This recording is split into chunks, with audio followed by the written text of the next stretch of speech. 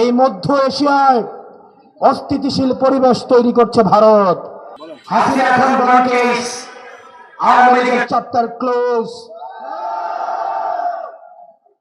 গত জুলাই আগস্টে হাসিনা নির্দেশ দিয়েছিলেন এই শিক্ষার্থীদের উপরে তোমরা লেখার প্রয়োগ দিয়ে পাখির মতো করে ভোট ঝাঁঝরা করে দাও।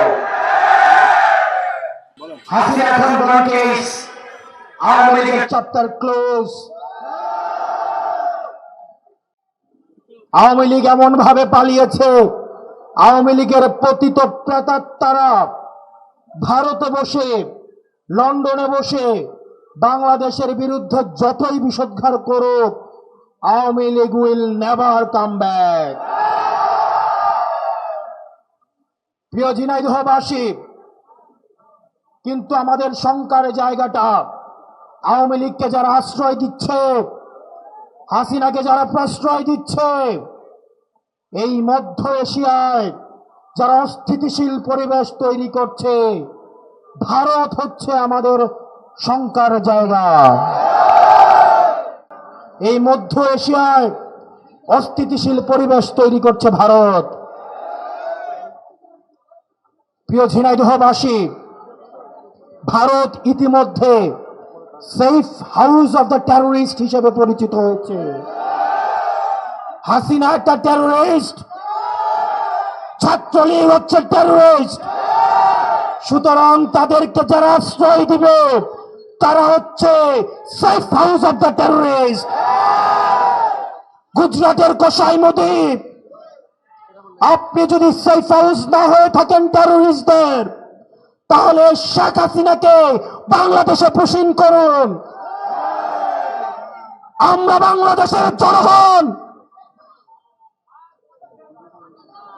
তাকে বিচারে ঝুলিয়ে মৃত্যুদণ্ড কার্যকর করা পর্যন্ত অপেক্ষা করব।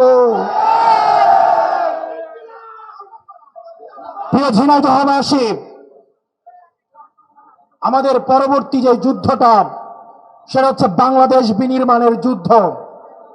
আমরা 5 আগস্টের পরে দেখতে পাচ্ছি একটা পক্ষ আমাদের গণতান্ত্রিক উত্তরণের পথে বাধা হয়ে দাঁড়িয়েছে। তারা নির্বাচন পিছানোর জন্য পায়তারা করছে, তারা নির্বাচন পিছিয়ে দিচ্ছে। তারা যদি নির্বাচন চাইতো তাহলে সংস্কার এবং বিচার দ্রুততম সময়ের মধ্যে কার্যকর করত। তারা নির্বাচন চায় না বলেই এই বিচার এবং সংস্কারে প্রতিনিয়ত প্রতি পদে পদে বাধা হয়ে দাঁড়াচ্ছে। প্রিয় ঝিনাইদহবাসী, আমাদের এই গণতান্ত্রিক উত্তরায়ণের পথে আর যেন কোনো 1-11 ষড়যন্ত্র না হতে পারে, সেটির জন্য আমাদের সজাগ দৃষ্টি রাখতে হবে। অনেকে ট্যাগ দেওয়ার চেষ্টা করে আমরা নাকি নির্বাচন চাই না। আমরা অবশ্যই নির্বাচন চাই, বিচার এবং সংস্কার সহ। আপনারা শুধু একটা জিনিস চান, যারা বলছে সংস্কার এবং বিচার নির্বাচিত হয়ে আসার পর করবে, তারাও অতীতের অনেক সময় তারা নির্বাচিত হয়েছে, সরকার পরিচালনা করেছেন। এই সরকার পরিচালনা করার পরেও এই ছাত্ররা কিন্তু সংস্কারের জন্য রাস্তায় নেমে আসতে বাধ্য হয়েছে। সুতরাং নির্বাচিত হয়ে আসার পর কে সংস্কার করবে নাকি করবে না, আমরা ভবিষ্যতের অনিশ্চয়তা থেকে আমরা বর্তমানের নিশ্চয়তাকে আমরা প্রাধান্য দিব।